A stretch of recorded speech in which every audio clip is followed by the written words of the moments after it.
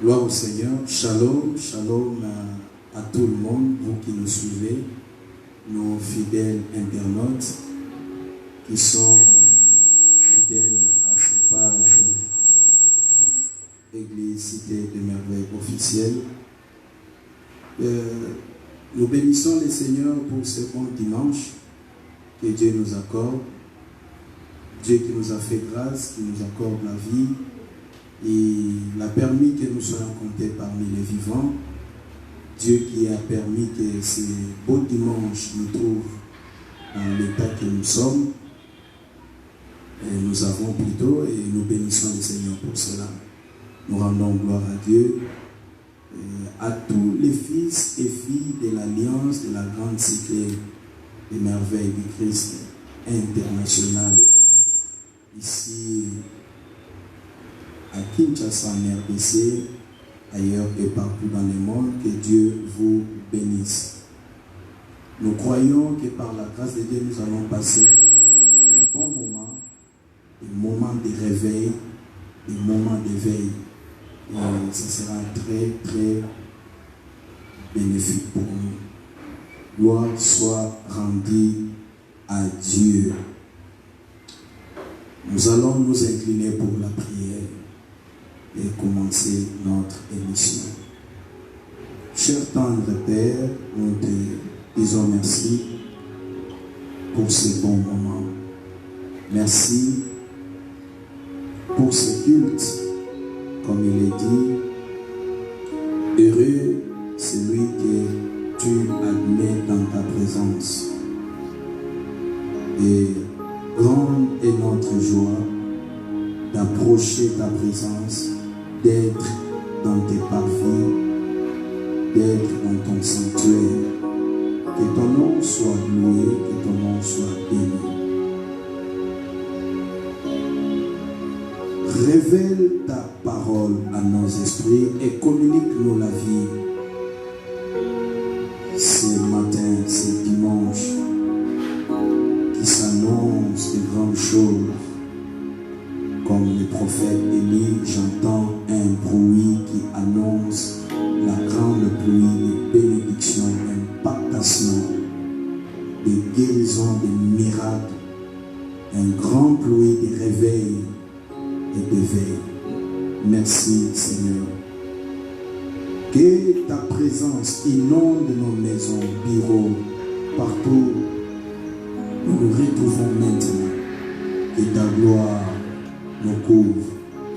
Que ta main soit en action pour répondre, ô Seigneur, à nos besoins.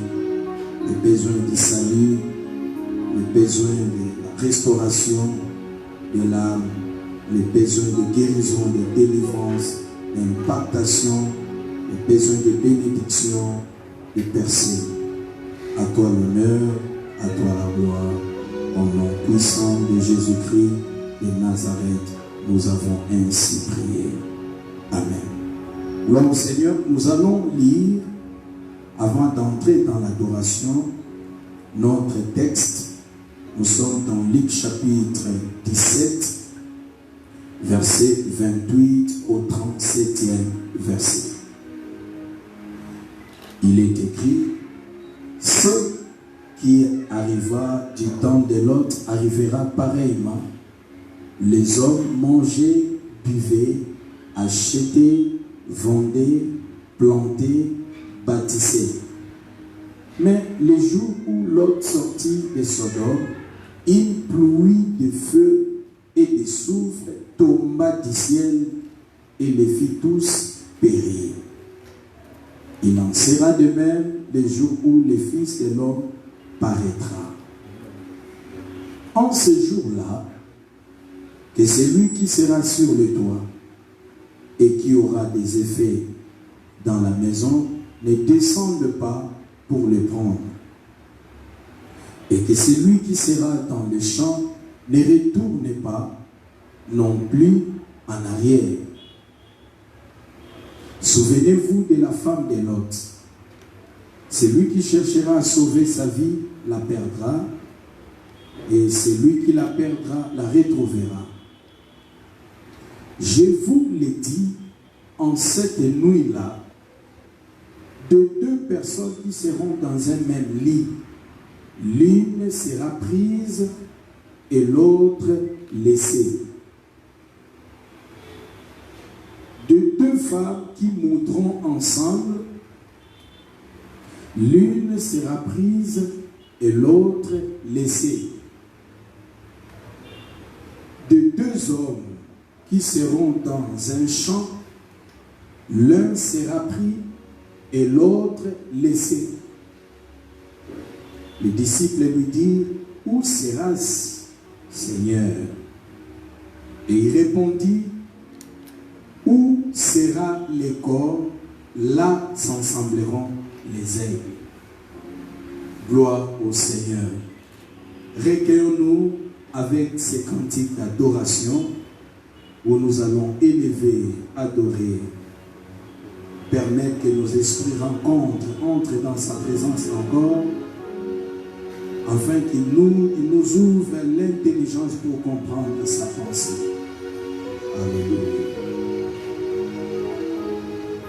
Almighty, what is the Lamb? What is the Lamb? You are holy. Holy are you, Lord God Almighty.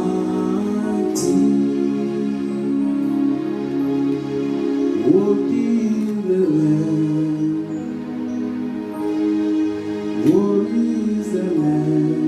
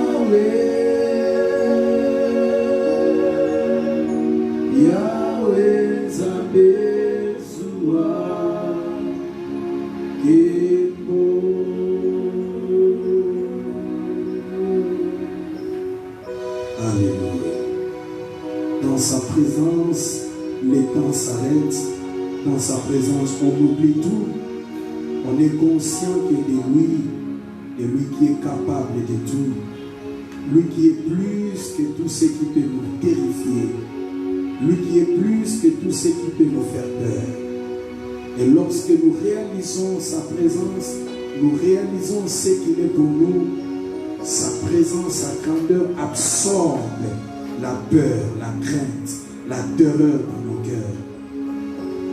Rien ne paraît plus grave pour nous parce que sa grandeur, sa toute-puissance nous montre ses capacités illimitées, nous montre ses solutions à nos problèmes, nous montre ses provisions divines au-delà de nos besoins. Oh, que Dieu soit loué. Je sens que vous êtes couverts de la gloire et la présence de Dieu là. Béni soit le Seigneur. Dans ce texte, nous voulons parler sur un sujet important, l'enlèvement de l'Église. L'enlèvement de l'Église. Comme nous venons de lire, le Christ lui-même, quand ses disciples vont lui demander quand sera le moment de son retour, là il parlait de l'enlèvement. Quand est-ce qu'il viendra enlever l'Église? Et le Seigneur va répondre, il en sera pareillement comme au temps de Lot. Qu'est-ce qui s'est passé au temps de Lot? La Bible dit à un certain moment, Lot auprès d'Abraham était devenu tellement riche, il avait des serviteurs et des servants et beaucoup de biens. Les bergers de Lot se querellaient avec les bergers d'Abraham. Et Abraham va appeler Lot pour lui dire, tu es mon neveu, nous sommes une famille, pour que le pire n'arrive pas, pour garder notre fraternité, je préfère qu'on se sépare. Tu choisiras là où tu voudras aller et moi je partirai de l'autre côté. Et la Bible déclare, quand Lot jeta les regards vers les Jourdains, il va voir une plaine, pleine de pâturages, et il choisira d'aller de ce côté qui apparemment était bon. Et c'était le côté de Sodome et de Gomorrhe. Et Lot partira dans cette ville-là de Sodome. Et il va s'établir là-bas. Et quelque temps après, les habitants de Sodome et de Gomorrhe vont pécher et leur péché va atteindre son comble.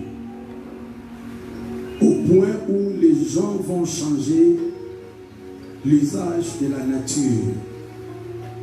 On va remarquer dans ces pays de Sodome et de Gomorrhe les pratiques homosexuelles, les pratiques lesbianisme, les péchés vont atteindre son comble jusqu'au point où Dieu va descendre.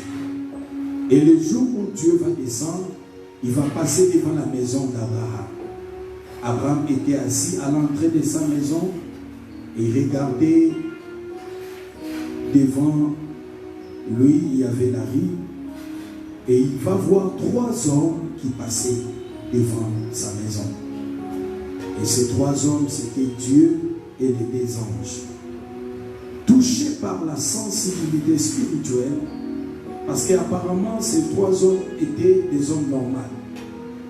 Mais en réalité, ce n'étaient pas des hommes normaux, c'était Dieu avec des anges qui avaient pris la forme des hommes et qui passaient devant la maison d'Abraham. Et Dieu l'avait fait sciemment parce qu'il avait des choses à communiquer avec Abraham. Mais il faut qu'Abraham provoque Dieu pour que Dieu ouvre les secrets.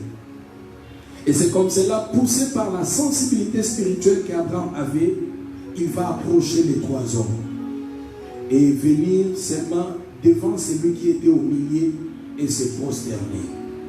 Et il va leur faire des empressements pour qu'ils se retirent un peu dans sa maison, prendre quelque chose et après ils peuvent continuer leur marche. C'est comme cela, les 3 hommes vont accepter de se retirer un peu dans la maison d'Abraham. Et Abraham va vite dire à sa maison, sa femme et ses serviteurs, d'apprêter à manger pour les 3 hommes. Ils vont faire tout. C'était vraiment un repas digne de nom. Et on va amener cela. Dieu et les 2 anges vont manger. Et après avoir mangé, ils vont se lever pour partir. C'est alors que Dieu va dire, pendant que les 2 hommes vont les précéder, il va rester avec Abraham. Il va dire, cacheresse à Abraham ce que je vais faire. Abraham certainement deviendra une grande nation. Et Dieu va dire, j'ai vu les mal, j'ai vu les péchés de Sodome et de Gomorrhe. Je suis descendu moi-même pour voir si cela est vrai et je vais consumer le pays par le feu. Quand Abraham a appris cela, Abraham va se rappeler que son neveu était à Sodome. Abraham va commencer l'intercession. Si dans cette vie il y a 50 justes, loin de toi les dieux justes de faire mourir le juste avec les méchants ensemble. S'il y a 50 justes dans cette ville, détruira-t-il le pays? Dieu dit à cause des 50 justes, je ne détruirai plus le pays. Si les justes, il y a 45, s'il y a Abraham va descendre dans son intercession jusqu'aux 5 justes. Dieu dit, si je trouve 5 justes, à cause de ces 5 justes, je ne vais plus détruire la vie. Et vous allez comprendre, s'il y a 5 justes dans une ville, et qu'à cause de ces 5 justes, Dieu ne peut pas permettre les mal. C'est pour dire, les justes sont comme du sel. Plus tard, Jésus dira, vous êtes les sels de la terre. Le sel n'a pas besoin d'être beaucoup dans une marmite pour donner le goût à la nourriture. Il peut y avoir beaucoup de la nourriture dans une marmite, mais il faut mettre seulement un peu de sel. Je ne vais plus détruire la vie. Et Abraham va gagner parce que dans Sodome, il y a son neveu Lot, il y a sa femme et il y a ses 2 filles. Donc ils étaient au nombre de 4. Il n'était pas 5. Et c'est comme cela, Dieu va se séparer avec Abraham. Ils vont partir. Et les 2 anges arrivant à Sodome, ils vont trouver les choses comme nous venons de lire. Les gens mangeaient, buvaient, se mariaient et mariaient leurs enfants. Et au-delà de cela, les gens se livraient aux pratiques infâmes. Et les anges sont venus dans la maison d'Abraham, de Lot plutôt. Ils vont dire à Lot de plier ses bagages pour quitter la ville parce qu'ils vont détruire la ville. Lot sera hésitant. Les 2 anges vont prendre Lot de force pour le faire sortir de la ville, lui, sa femme et ses 2 filles. C'est comme cela. Après que Lot fut sorti de la ville, le feu était descendu. Le feu n'était pas descendu pendant que Lot était dans la ville. Le feu était descendu après que Lot fut sorti de la ville, transporté par les anges. Bon, c'est là où il y a notre message. Ce qui arriva du temps de Lot arrivera pareillement à ce temps-ci.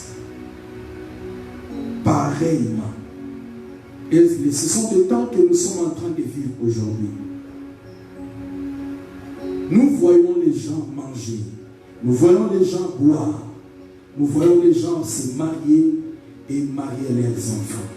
Chose qui n'est pas mauvaise. Il n'y a pas de mal en mangeant.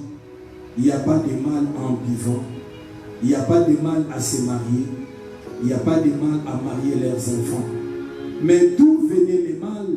Le mal venait de ce que les hommes se sont plongés toujours dans ces choses pour oublier Dieu.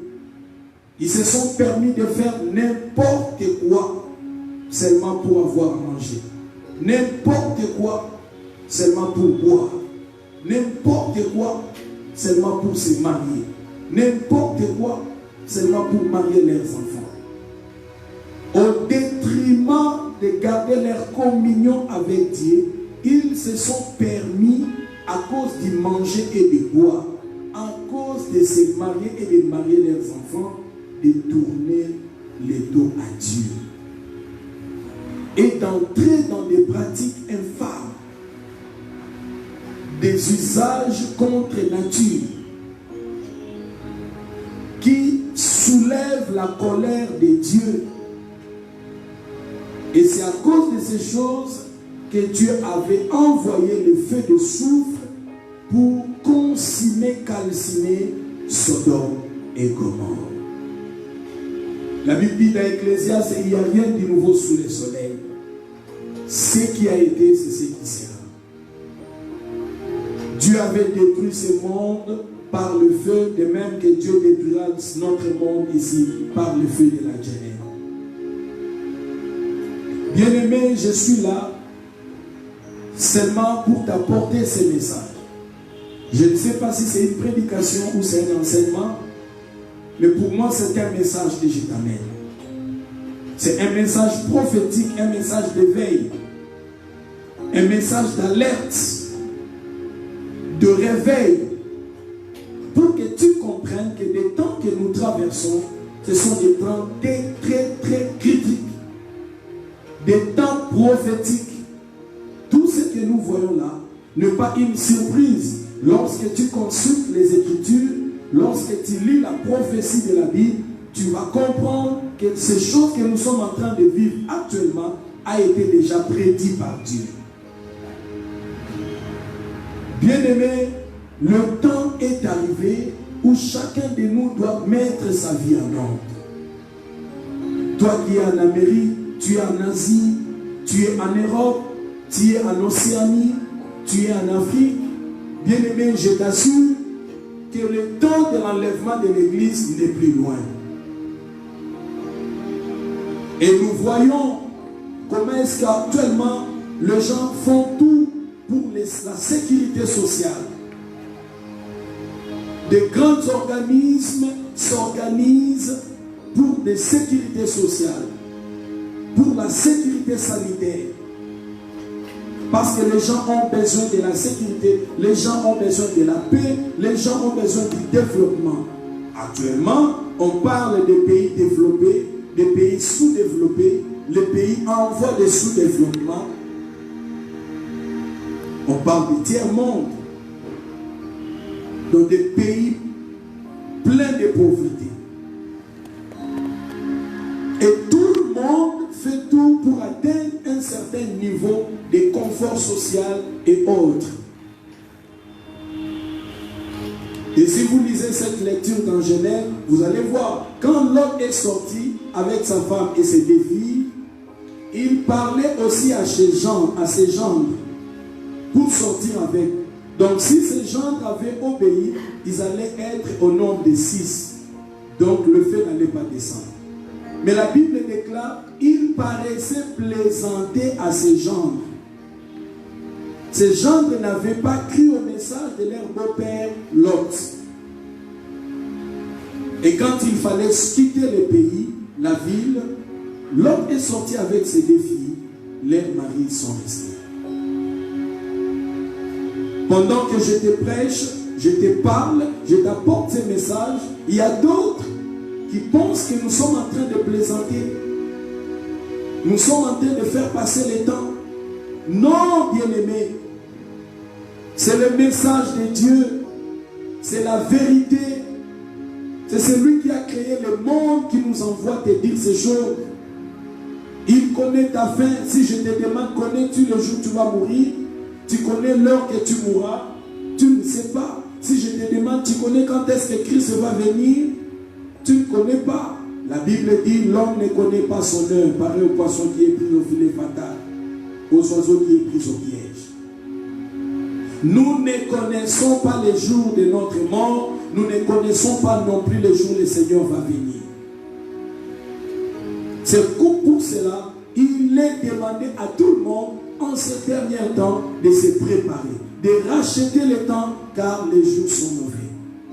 Les jours sont proches pour l'Église en vue de son enlèvement. Le Seigneur est à la porte, il veut venir prendre son Église. De même que les anges de Dieu ne pouvaient pas faire descendre le feu aussi longtemps que Lot était là, à cause de l'intercession d'Abraham auprès de Dieu, devant Dieu. Les anges ne pouvaient pas laisser le feu descendre, consumer la ville pendant que Lot était dans la ville. Il fallait que les anges prennent Lot, sa femme et ses filles et les fassent sortir de la ville pour que le feu descende. Bien-aimé, coronavirus n'est que le début du commencement de pandémies, de fléaux, des crises qui vont frapper le monde dans ces temps de la fin. Mais écoute-moi, je te parle en tant qu'un prophète de Dieu. Dieu ne laissera pas son Église continuer à vivre de tels climats, de terreur, de crainte. Il viendra enlever son Église. Parce que quand le pire va venir sur la terre, quand le malheur va s'abattre sur la terre, que le peuple de Dieu ne soit pas affecté. Dieu viendra. Voilà, on parle de l'enlèvement. Ça veut dire que ça ne se fera pas par la volonté de l'Église. Ça se fera par la volonté du chef de l'Église, de la tête de l'Église. On parle de l'enlèvement.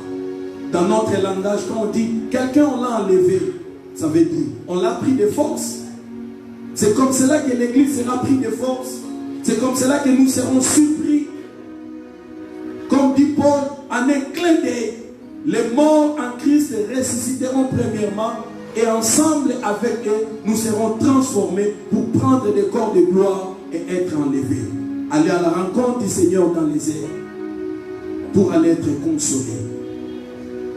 Bien-aimés, le temps reste à compter. Le temps reste à compter. Le Seigneur t'interpelle.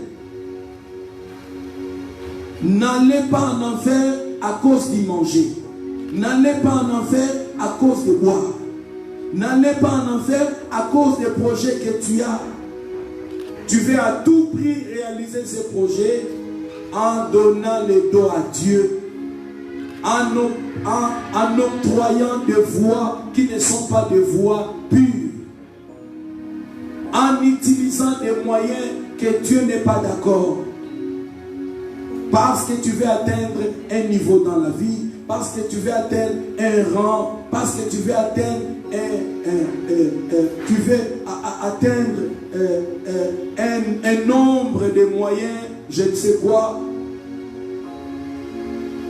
Ces gens ici sont morts parce qu'ils voulaient manger sans Dieu. Ils sont morts parce qu'ils voulaient boire sans Dieu. Ils sont morts parce qu'ils voulaient se marier sans Dieu. Ils voulaient avoir des enfants sans Dieu. Ils voulaient marier leurs enfants sans Dieu. Ils voulaient avoir des promotions au travail sans Dieu. Ils voulaient monter dans les affaires sans Dieu. Et les catastrophes étaient là. Le feu de soufre était descendu. Ils étaient morts. De même, bien-aimés, la sortie de Lot dans Sodome est comme l'enlèvement de l'Église.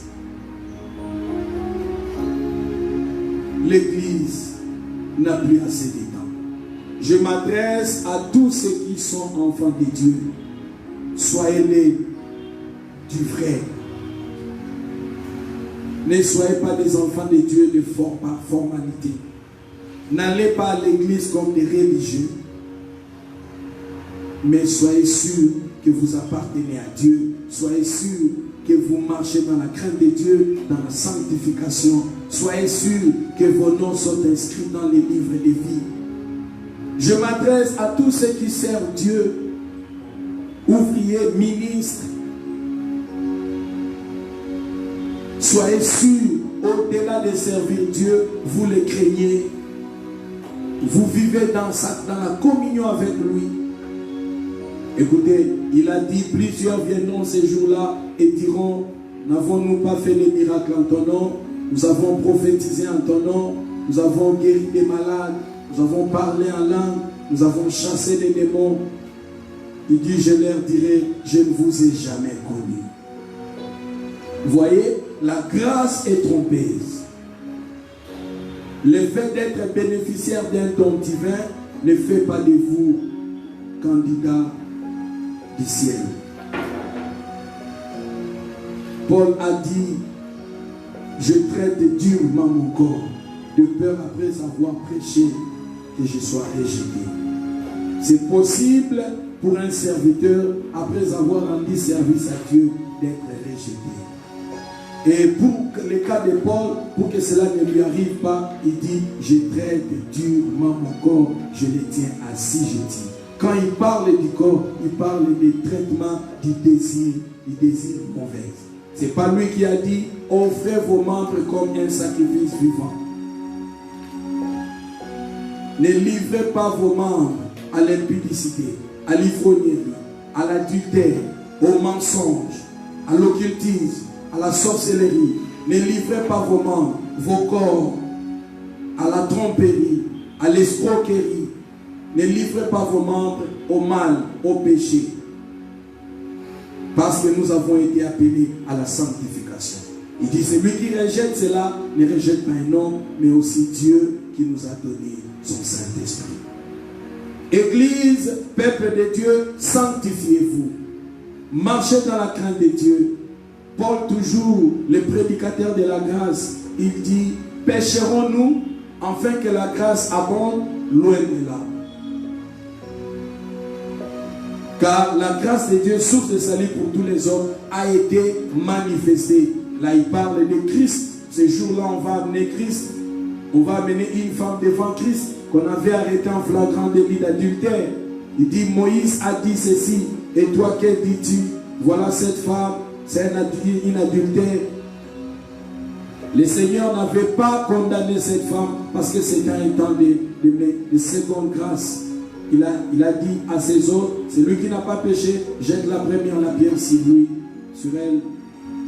Quand tout le monde se sont culpabilisés, sont partis, la femme est restée seule. Jésus va s'adresser à la femme. Tu as rencontré la grâce, mais la grâce enseigne à renoncer au péché, à l'iniquité. Va et ne pêche plus, ne récidive plus. Voyez, quand tu rencontres la grâce, quand tu as trouvé réellement la grâce authentique de Dieu, la grâce va t'enseigner à fuir les péchés. La grâce va t'enseigner à se sanctifier, à marcher dans la crainte de Dieu. Et c'est comme cela Paul dit, ayant de telles promesses. Quelles sont ces promesses? Dieu devient notre Père, nous devenons ses fils et ses filles. Et Paul dit, ayant de telles promesses, purifions-nous de toute huile de la chair et de l'esprit en achevant notre sanctification par la crainte de Dieu. Nous devons craindre Dieu à l'église ou en dehors de l'église. Craindre Dieu au travail. Craindre Dieu à l'école, à l'université. Craindre Dieu dans la famille. Craindre Dieu dans les fêtes. Craindre Dieu dans les deuils. Craindre Dieu partout. Parce que nous ne connaissons ni l'heure, ni le jour où le Seigneur viendra pour enlever l'église. Voilà pourquoi il nous est appelé, il nous est demandé de cultiver le style de vie de la crainte de Dieu. La sanctification n'est pas démodée, la sanctification est l'actualité, car Dieu est saint. La sanctification n'est pas une condamnation. La sanctification n'est pas là pour faire du mal à l'homme. La sanctification permet à la divinité dans l'homme de s'asseoir et de se manifester. Sans la sanctification, personne ne verra Dieu. Voilà, Église, vous êtes remplis de grâce. Mais écoutez-moi, le temps est arrivé où chacun de nous doit revoir sa vie. Chacun de nous doit mettre sa vie en ordre. Parce que le Seigneur revient bientôt. De même qu'aujourd'hui, le cœur des gens est rempli de soif, des choses de ce monde. Dans les églises, on enseigne toujours la prospérité. On enseigne toujours les montées. On enseigne toujours la grandeur. On enseigne comment être riche. Et l'église fait aussi créer des millionnaires. Cela n'est pas mauvais. S'il y a des millionnaires, ça va permettre à l'église d'avoir des moyens pour évangéliser beaucoup des âmes. Mais devenir millionnaire pour par après aller en enfer, c'est là où ça ne marche pas. Abraham était riche en son temps. La Bible dit il était riche en toutes choses, mais Abraham est avec Dieu. Tous ceux qui meurent en Christ, avant d'entrer au paradis, ils vont dans un lieu de repos qu'on appelle Saint Abraham. Lisez la Bible, l'histoire de l'homme riche et du pauvre Lazare. Lazare était allé se reposer. Il était parti être consolé par Dieu dans le lieu du repos qu'on appelle Saint Abraham. Si Abraham, riche en toutes choses, en or, en argent, en gros menu bétail, en puits d'eau, en champ, en serviteur et servante, en armée, Abraham est allé au ciel. Ça veut dire, il est possible que nous, enfants de Dieu aujourd'hui, dans ce temps de la fin, de croire que le Dieu d'Abraham peut nous enrichir, être des grands riches de ce monde, et après cela, aller au ciel, participer à l'enlèvement de l'église, le jour où le Seigneur reviendra enlever son église. Et pour que cela soit ainsi, il est demandé d'observer une vie de crainte de Dieu. On se sanctifie en pratiquant la crainte de Dieu, en se séparant du monde, en ne pas se conformer aux choses de ce monde. Comme dit Paul, ne vous conformez pas au siècle présent. Le siècle présent, c'est la monde. Le siècle présent, c'est le péché. Le siècle présent, c'est l'adultère. Le siècle présent, c'est l'impudicité. Le siècle présent, c'est l'homosexualité. Le siècle présent, les ilianismes. Le siècle présent, c'est l'escroquerie, le vol, le détournement. Le siècle présent, c'est le péché, l'occultisme, c'est la sorcellerie. Le siècle présent. Paul dit, ne vous conformez pas. Ne faites pas comme ceux-là. Il dit, sortez du milieu d'eux, Dieu va vous accueillir et vous serez pour lui comme des fils et des filles. Ô peuple de Dieu, l'enlèvement de l'église est proche. Coronavirus n'est qu'un début. Il y a une série des événements de crise qui va s'abattre sur la terre. Comme je vous l'ai dit, Dieu retirera son église. Et il est temps pour nous de comprendre ce temps. Éphésiens dit, rachetez les temps, car les jours sont mauvais. Nous traversons des jours mauvais. Et c'est lui qui connaît le son de la trompette. C'est lui qui a la révélation. C'est lui qui est sensible à la voix de Dieu. Il peut comprendre. C'est le moment pour nous de commencer à nous préparer. La trompette est en train de retentir. Maintenant, le peuple de Dieu qui comprend le son de la trompette peut comprendre, c'est le moment de commencer à plier bagage. C'est comme Israël dans leur marche dans le désert, quand la trompette sonnait, le peuple savait. Le son de cette trompette, c'est pour que nous puissions plier nos tentes, plier nos bagages, parce que d'un moment à l'autre, on sonnera encore la trompette pour que la marche commence. Parce que nous devons aller vers la terre promise. Et la première trompette a déjà sonné pour dire à tout enfant de Dieu de commencer à plier bagage, de commencer à se préparer, parce que d'un moment à l'autre, la deuxième trompette sonnera, ça sera pour le départ et c'est l'enlèvement de l'église. Préparez-vous. Ne soyez plus distraits. Préparez-vous. Sanctifiez-vous. Le Seigneur est à la porte. Comme cela a été arrivé au temps de Lot, la Bible dit arrivera pareillement à notre temps. Nous pouvons lire 1 Thessaloniciens chapitre 5 verset 15 au 17e verset. 1 Thessaloniciens chapitre 5 verset 15 au 17e verset.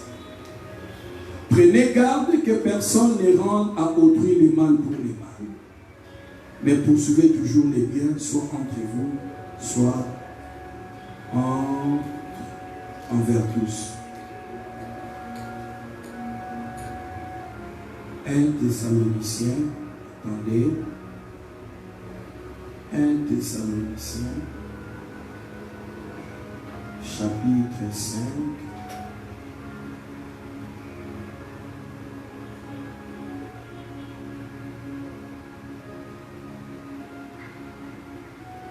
attendez.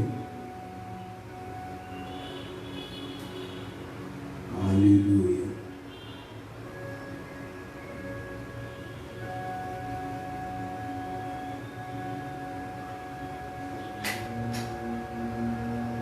Alléluia. 1 Thessaloniciens chapitre 4, verset 15 au 17e verset. Voici en effet ce que nous vous déclarons d'après la parole du Seigneur. Nous les vivants, restés pour l'enlèvement du Seigneur, nous ne dévancerons pas ceux qui sont morts. Car le Seigneur lui-même a un signal donné à la voix d'un archange et au son de la trompette de Dieu descendra du ciel, et les morts en Christ ressusciteront premièrement. Ensuite, nous les vivants qui serons restés, nous serons tous ensemble enlevés avec eux sur des nuées à la rencontre du Seigneur dans les airs. Ainsi, nous serons toujours avec le Seigneur. Le verset 18, on dit: consolez-vous donc les uns les autres par ces paroles. Consolez-vous donc les uns les autres par ces paroles. Vous voyez, bien-aimés, l'enlèvement est réel. Et le temps est déjà là, où nous devons nous préparer. Nous devons nous sanctifier. Peuple de Dieu, sanctifions-nous. C'est un temps de marcher dans la sanctification. C'est un temps de marcher dans la pureté. C'est un temps de développer la communion avec Dieu. Le fait d'aller à l'église ne vous sauvera pas. De suivre un leader ne vous sauvera pas. Mais il faut être sûr de votre intimité, communion avec Dieu, au-delà d'aller à l'église. Aller à l'église, c'est une bonne chose. David dit: je suis dans la joie quand on me dit allons dans la maison de Dieu. C'est là où nous apprenons, nous sommes enseignés. Et Dieu veut que nous puissions nous réunir, comme il est dit, il est doux et agréable pour les frères de demeurer ensemble. il se passe des choses extraordinaires. Dieu descend et nous bénit. Mais ne pense pas le fait d'aller à l'église suffit. Au-delà de cela, il faut raffiner votre vie. Comme dit Paul, je traite durement mon corps. Je me tiens si je tiens. Tout ce qui était des gains pour moi, je le regarde comme de la boue afin de gagner Christ. Je fais une chose, j'oublie ce qui est en arrière et je me focalise vers ce qui est en avant pour avoir la couronne qui m'est réservée. Oublie le monde, laisse le monde et ses œuvres. Laisse le vent qui souffle dans ce monde, les systèmes qui sortent dans ce monde, dans la mode, dans la musique, dans les politiques, dans tous les domaines. Le diable a déjà infiltré pour séduire les gens parce qu'ils ne veulent pas aller seuls en enfer. Il veut amener beaucoup avec lui. Mais je te parle comme un messager de Dieu pour réveiller ta conscience, pour te réveiller, que tu saches quel est ce temps. C'est un temps critique, c'est le mauvais jour. Et tu dois te préparer. Lave ta robe, comme dit Apocalypse chapitre 22. Nous allons lire cela. Apocalypse chapitre 22, verset 14. La Bible dit ceci. Heureux ceux qui lavent les robes, afin d'avoir part à l'arbre de vie et d'entrer par les portes de la ville. Heureux ceux qui lavent les robes. La robe là parle de la vie. Il faut soigner maintenant ta vie. Heureux pour ceux qui se lavent, qui soignent maintenant leur vie, qui enlèvent le mal dans leur vie, qui enlèvent les péchés dans leur vie, qui adoptent un style de vie de la pureté, de la sainteté. La Bible dit, ils auront droit à l'arbre de vie et ils entreront par les portes dans la ville de Dieu. Mais dans le verset 15, on dit, dehors les chiens, les enchanteurs ou les sorciers, les occultistes, les féticheurs, les impudiques, les meurtriers, les idolâtres et quiconque aime et pratique les mensonges. Vous voyez? Un chien, c'est qui? C'est celui qui abandonne un péché et après il reprend les mêmes péchés. Il prend une décision pour abandonner une vie qu'il menait que Dieu ne voulait pas et après quelque temps, il reprend cette vie. Il est semblable à un chien. Quelqu'un qui marchait dans la crainte de Dieu, il abandonne la crainte de Dieu pour commencer à se plaire, à suivre les désirs de sa chair, à suivre ce qui se passe dans ce monde. Il est comme un chien. Et la Bible dit, ils seront dehors. Ils n'auront pas part dans la cité de Dieu. Bien-aimé, ça ne doit pas être ton cas. Tu n'es pas un chien. Tu es fils et fille de Dieu. La nouvelle Jérusalem que Dieu est en train de construire, c'est pour toi. Dans Jean 14, il a dit que votre cœur ne se trouble point. Croyez en Dieu, croyez en moi. Dans la maison de mon Père, il y a plusieurs demeures. Je pars pour vous préparer des places. Je vous précède, afin que lorsque vous allez venir, que vous trouviez des choses bien assises, des maisons bien construites pour vous. C'est la raison pour laquelle le Seigneur nous a précédés.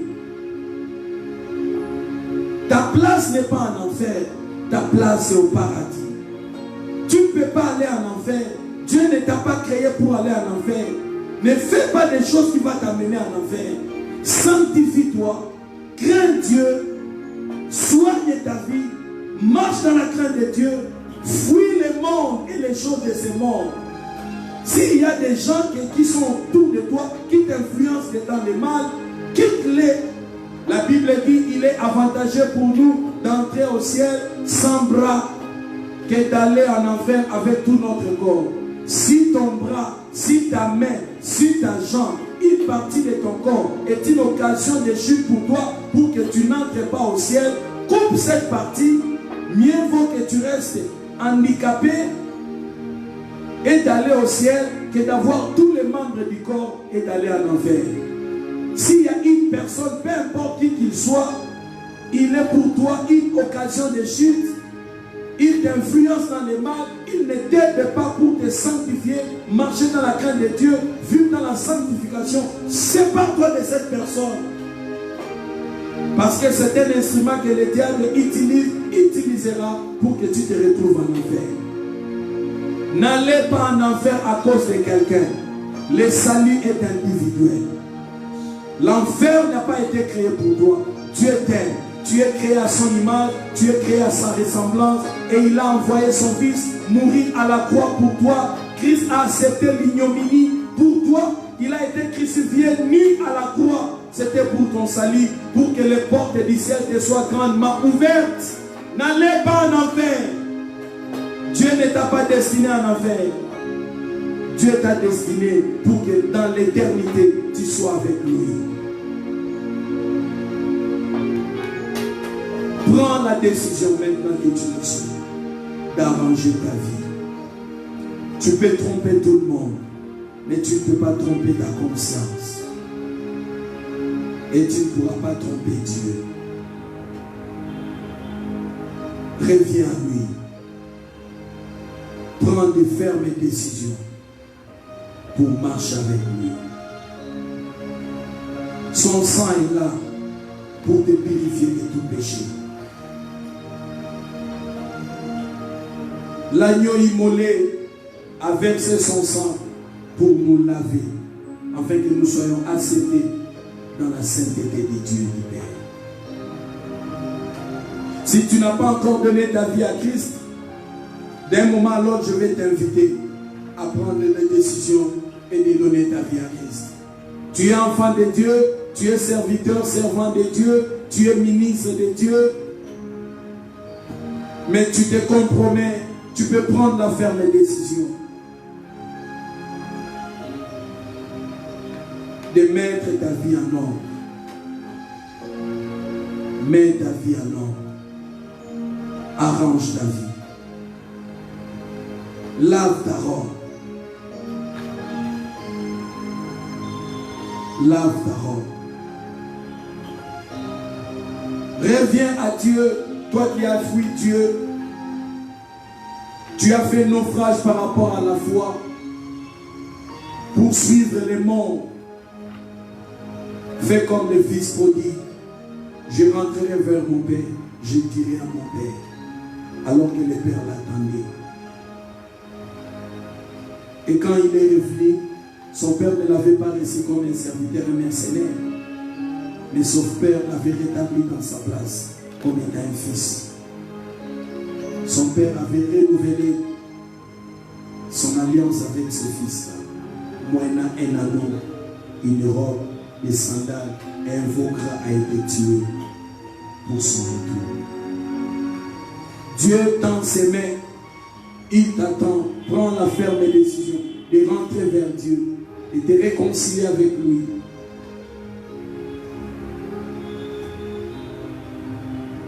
Il est là pour toi. La Bible déclare, si nous confessons nos péchés, il est juste et fidèle pour nous les pardonner et de nous purifier de toute iniquité. Proverbe dit, si nous cachons nos transgressions, celui qui cache ses péchés ne prospère pas. Mais celui qui les avoue et les délaisse obtient miséricorde. Le Dieu de miséricorde t'attend. Toi qui crains Dieu, la Bible dit, celui qui se sanctifie encore. Sanctifie-toi encore. Vous avez peur du coronavirus, mais l'enfer est plus que coronavirus. Quelqu'un peut mourir de coronavirus, mais il part au ciel. Mais écoutez-moi, si tu n'abandonnes pas les péchés, tu n'échapperas pas à l'enfer. Le visa de l'enfer, c'est le péché. Et la Bible dit, c'est lui qui se fait ami de ce monde, il devient ennemi de Dieu. Toi, tu aimes le monde. Tout ce qui se passe dans ce monde, tu veux te conformer. Et j'entends les gens dire, je suis dans la page. Toi, tu aimes toujours être à la page. Ne te conforme pas au monde. Nous sommes dans les mauvais jours. Sanctifie-toi. J'aimerais conduire tout le monde qui veut donner sa vie à Christ. Il est dit, si nous confessons de nos bouches et nous croyons du cœur, nous sommes sauvés. Répète après moi, Seigneur Jésus-Christ, j'ai écouté ta parole. Je suis touché. Je regrette ma mauvaise vie. Je regrette tous les péchés, les crimes que j'ai commis. Je viens vers toi. Pardonne-moi. Purifie-moi de tous mes péchés. Lave-moi par ton sang. Je te reçois. Entre dans mon cœur. Sois mon Seigneur. Sois mon Sauveur. Fais de mon corps ta maison. Donne-moi ton esprit. Inscris mon nom dans les livres de vie. Je renonce au diable et à ses œuvres. Je renonce à la chair et à ses désirs mauvais. Je renonce au monde et à ses œuvres. Je te donne ma vie. Je te donne ma vie. Aujourd'hui et même pour dimanche. Au nom de Jésus. Toi qui avais régressé, toi qui commençais à marcher un pas dedans, un pas dehors, prie que Dieu te restaure. On va prier. Que le Dieu de la restauration te restaure. Prends la ferme décision de revenir à Dieu, de ne plus trahir Dieu. Que les gens ne se moquent pas de Dieu à cause de toi qui se dit enfant de Dieu, serviteur de Dieu, mais tu connais là où tu péchais. Que tu mettes fin à cette vie. Prie. Dis, je reviens à toi. Reçois-moi. J'étais loin de toi. Maintenant, j'ai écouté ta voix. Aie pitié de moi. Je reviens à toi pour renouveler mon alliance avec toi. Je vais marcher avec toi. Je vais te servir dans la crainte et dans la justice tous les jours de ma vie. Au nom de Jésus. Oh Père de gloire, merci. Merci pour ce moment. Laisse maintenant, Seigneur, que tes bénédictions descendent sur ton peuple. Alléluia. Laisse maintenant que la pluie de l'Esprit descende sur le cœur. Laisse maintenant que la pluie de bénédiction descende sur ton peuple. Qu'il mange et qu'il boit avec toi. Qu'ils se marient et marient leurs enfants avec toi.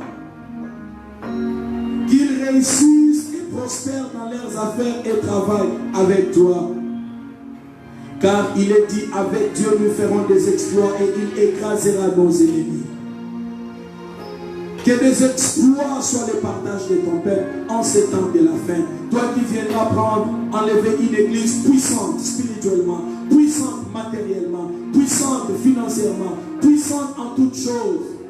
Répands la pluie de la bénédiction sur ton église, sur ton peuple, sur tous ceux qui se sont identifiés en toi. Maintenant, Marachatero Kotosika, Rabasaka Barokolabala, Yekolosibebia, le Dieu d'Abraham, tu es capable de marcher avec nous comme tu marches avec notre Père. Tu es capable de nous soutenir par ton esprit dans ces temps de la fin, comme tu avais soutenu notre Père Abraham. Le Dieu des esprits des humains, Mabroshaka Prokeba, Rosikaba, Rabasade, Eka, Rousaba. L'Esprit de Jésus-Christ, notre Sauveur, nous aide, entre en nous, nous rend forts, fortifie notre homme intérieur et que nous soyons capables, au milieu de tes gloires, au milieu de tes bénédictions, au milieu de tes percées, au milieu de tes promotions, au milieu du confort que tu peux nous donner pendant ce temps de la fin pour manifester la force et la puissance de ton Église, que nous restons en communion avec toi et que cela nous aide à attirer les autres, à peupler le royaume. Au nom de Jésus, reçois la capacité de Dieu par le Saint-Esprit et l'onction de concevoir, de garder les dépôts de Dieu avec vous par sa divinité et sa puissance éternelle. Reçois la grâce de Dieu. Que les données changent, que des situations de blocage soient débloquées, que des maladies quittent vos corps. Recevez la guérison miracle. Que l'ombre de la mort quitte vos maisons, vos corps, au nom puissant de Jésus-Christ de Nazareth. Cette pandémie de coronavirus et ceux qui viendront après ne vous atteindra pas, car il a dit que 1000 tombent à ton côté, 10 000 à ta droite. Rien ne vous et de vos yeux vous verrez la rétribution des péchés. Tu ne seras pas atteint, ainsi dit le Seigneur. Que la grâce de Dieu soit votre partage. Que la bonté de Dieu soit avec vous. Que sa main vous soutienne. Que les anges de Dieu campent autour de vous et vous arrachent du danger. Que les anges de Dieu vous arrachent de l'atteinte du coronavirus. Au nom puissant de Jésus-Christ de Nazareth. Amen. Gloire au Seigneur, nous sommes à la fin de notre culte. Bien-aimés, si vous avez des suggestions, des requêtes, envoyez-les-nous par nos adresses.